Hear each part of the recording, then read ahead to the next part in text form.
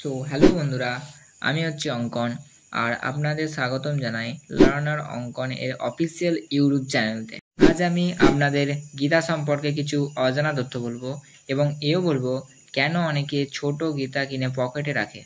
তো let's start the ভিডিওটাকে আমরা মোট 5টা পার্টে ভাগ করে নিয়েছি।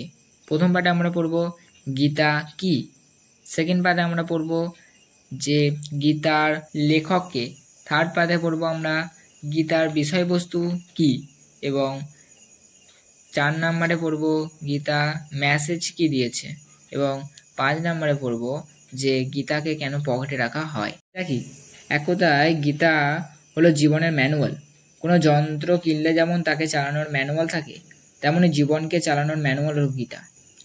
গীতা মোট 700টি শ্লোক ও 18টা অধ্যায় বিশিষ্ট একটি সংস্কৃত ভাষায় রচিত ধর্মগ্রন্থ, যেটা ছবি হয়তো আপনারা স্ক্রিনে দেখতে পাচ্ছেন।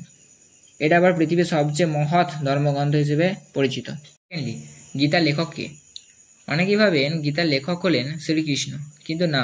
শ্রীকৃষ্ণ অর্জুনকে কুরুক্ষেত্রের যুদ্ধের সময় যে পরামর্শ দিয়েছিলেন তাকে শ্লোকবদ্ধ করেছিলেন ব্যাসদেব, যা আমরা ভগবদ গীতা বলে জানি। থার্ডলি, গীতার বিষয়বস্তু কি?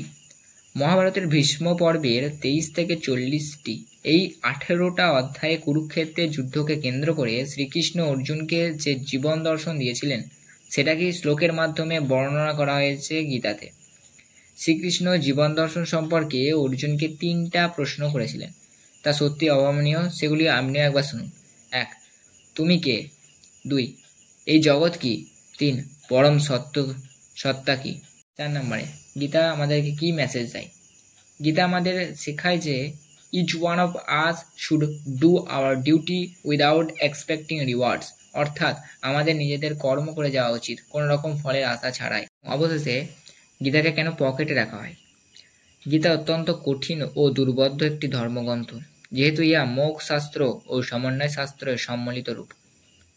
তাই অনেকে এটাকে প্রত্যক্ষ পাঠ করার জন্য এবং অন্তর্নিহিত অর্থকে বোঝার জন্য নিজেদের কাছে রাখেন।